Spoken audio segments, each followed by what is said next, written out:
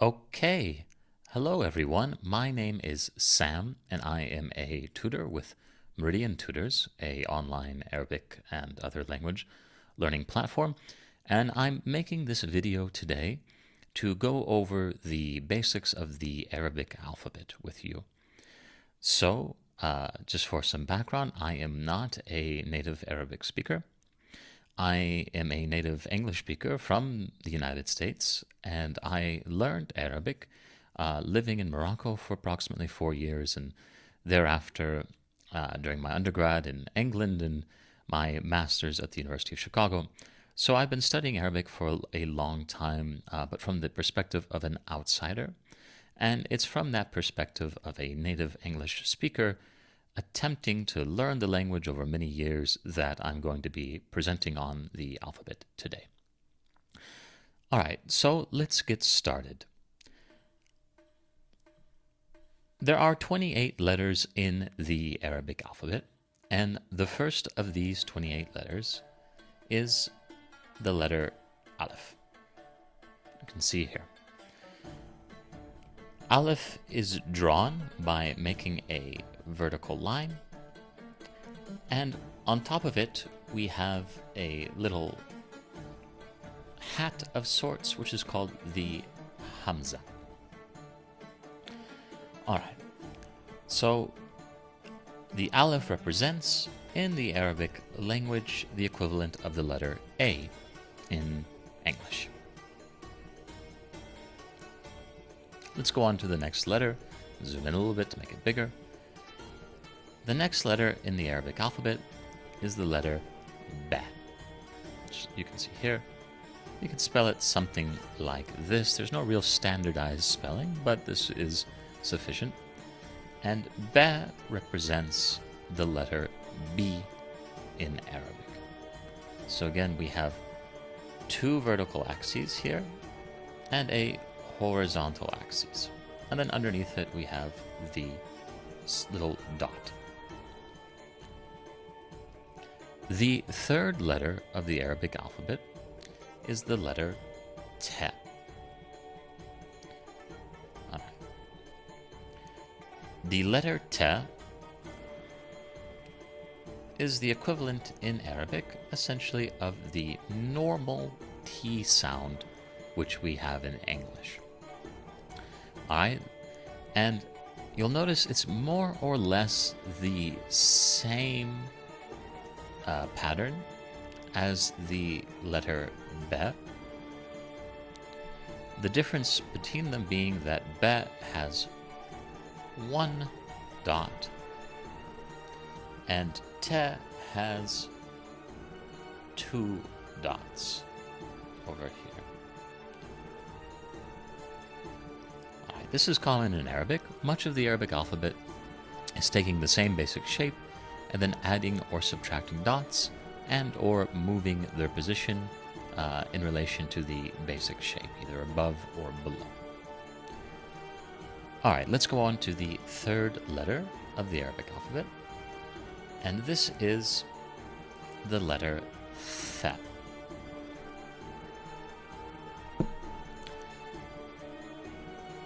The letter Tha in Arabic makes the same sound as TH does in English. Okay, so in English we do have this sound, but we don't have a specific letter for it. We just put T and H together. In Arabic, we have the letter Tha. If it helps you remember, the Ta has two dots, so Ta as in two, and Tha as in three dots. Okay, let's move on. The fourth letter in the Arabic alphabet is this letter, the letter Jim. Okay? The letter Jim represents, in Arabic, essentially the equivalent of our letter J in English. The fourth letter, or sorry, I guess we're on the fifth letter, takes the same shape again, where you have a horizontal axis on the line, and then you have this long loop below it, but we get rid of the dot, so no dot here. And this is the letter he in Arabic. All right.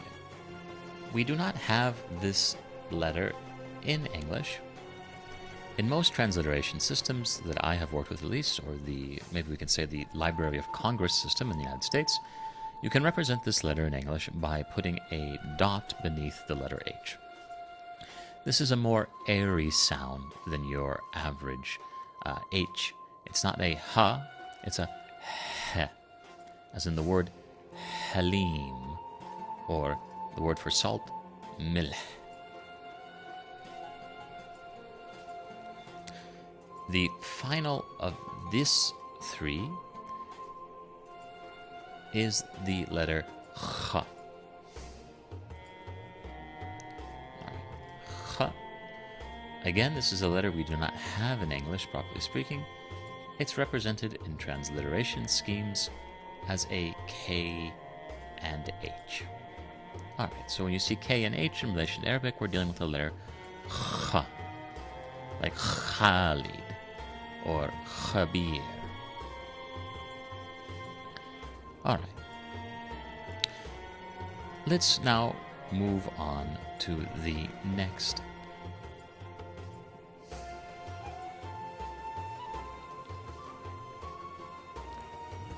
Okay, so let's move on to the next letter.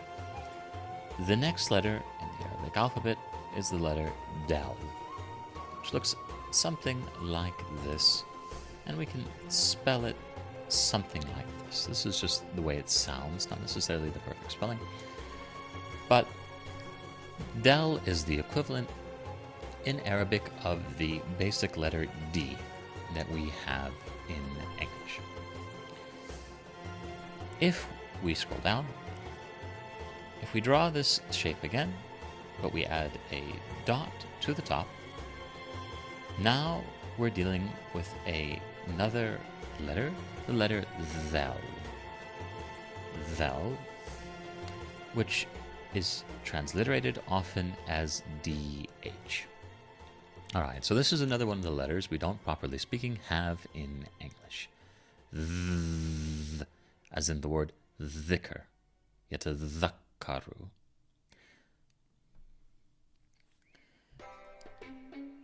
All right, let's move on.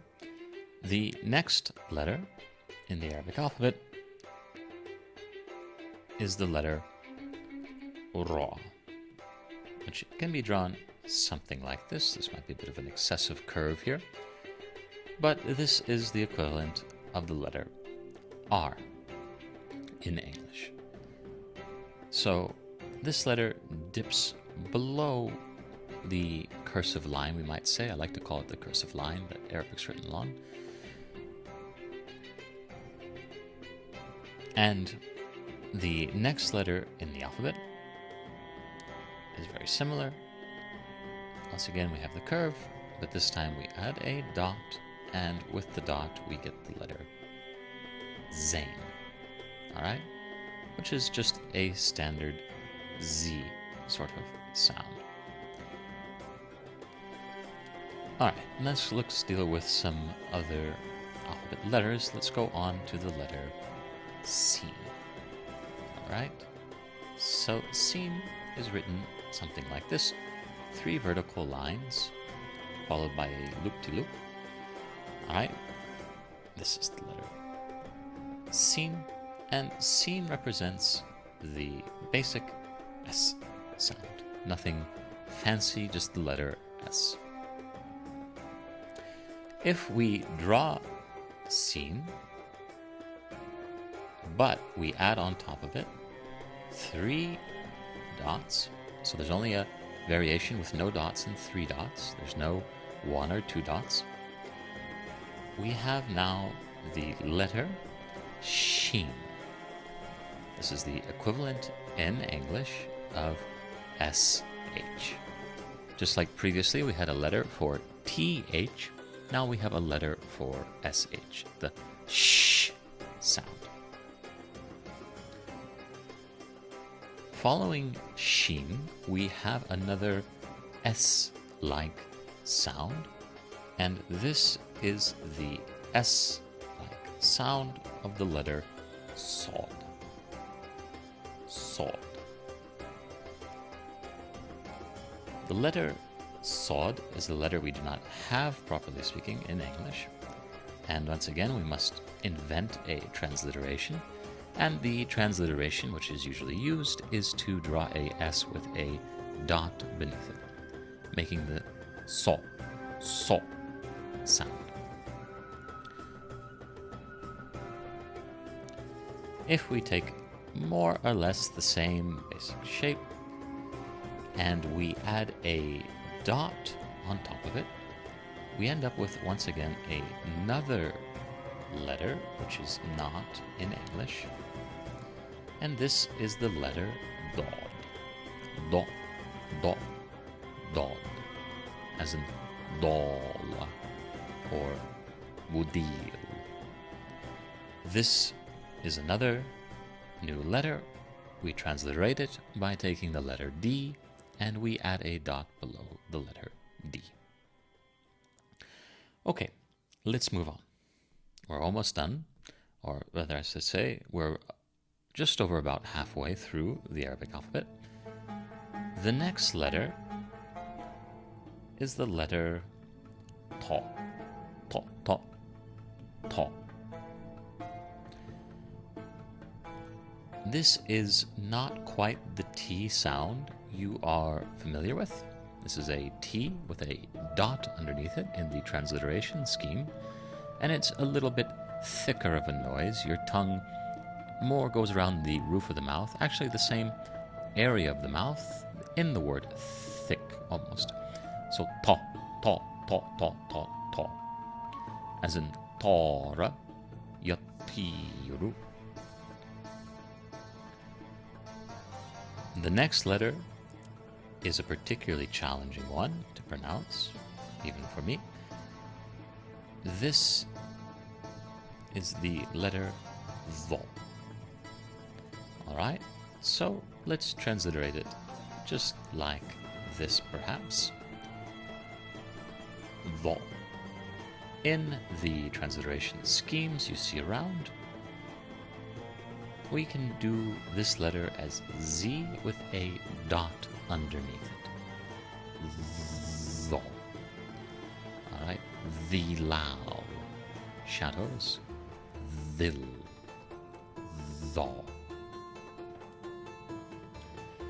Okay, let's pass on.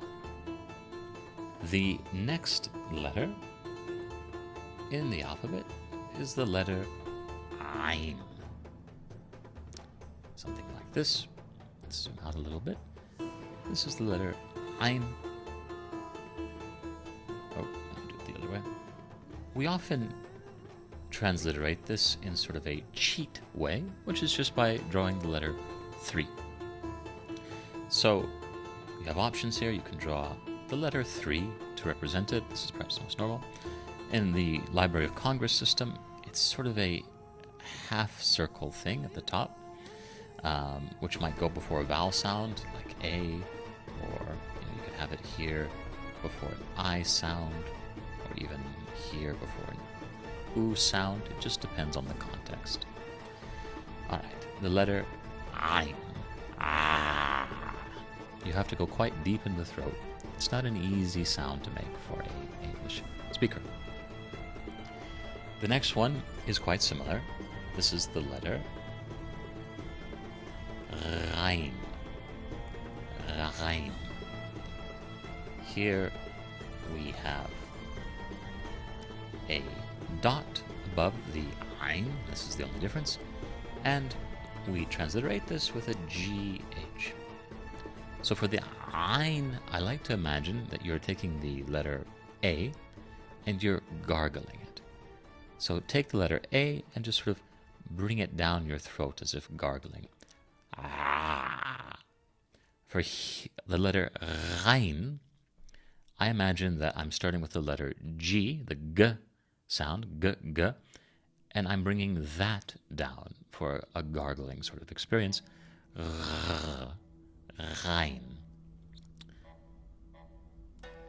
These are tough letters that take a lot of practice, but in time you will definitely learn how to pronounce them, perhaps even better than I.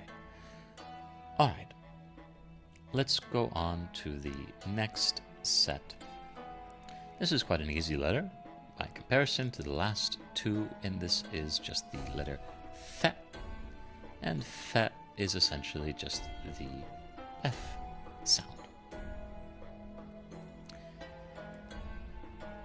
Its brother is the letter Qaf. Qaf. All right. We can draw it something like this, QAF, and we transliterate it as Q, but that can be deceptive. We don't really use Q very much in English, and when you think of the word queen, for instance, it's probably not going to sound quite like this. This is more of a Q, Q. It comes from deeper in the throat, Q, Q, Qaf, like kutub, or qutta, the word for cat. This is another one that takes practice as an English speaker to learn, but beware, it is important. For instance, the word kelb takes a normal K sound, which is the next letter we're going to look at actually. I'm going to draw this now. You can draw kaf like this. There's also an alternative way of drawing it, which is something a bit like this, with a sort of Z-like sound here. A little lightning bolt almost. This is the normal K sound. This is kef. Alright? Kef for K. Alright. You take a word like kelb, and that means dog in Arabic. If you use a qaf instead, qalb, this is the word for heart. So big difference between a qalb, the heart, and a kelb, the dog. Beware of the difference between these two letters. It does matter.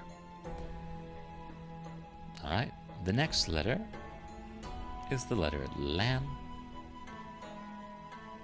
And this does kind of dip between the line a little bit, the cursive line.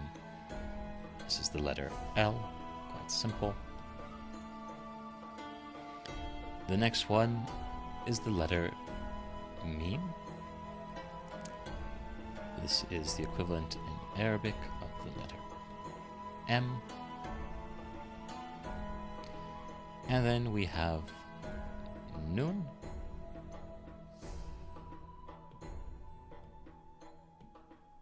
Which is the equivalent of the letter N in English. The last three letters, we have the letter Ha, or just Ha, normal Ha sound. This is the H you are familiar with. This is just a normal H. Nothing fancy here. All right. And then we have last two letters. We have the letter Wow, which starts around at and then dips below the cursive line. And this is equivalent to a W sound, though it also can be a long vowel sound, oo, depending on the context. Finally, the last letter, the letter Ya. This is essentially the equivalent of Y in Arabic, but it also can double as a long vowel in certain contexts, and the long vowel sound is E. E. And that there, everyone, is the 28 letters of the Arabic alphabet. Thank you very much for listening. I hope this video was helpful for you, and I wish you all the best of luck in your journey to learn Arabic. Assalamu alaikum wa rahmatullah wa barakatuh. Take care, and until next time.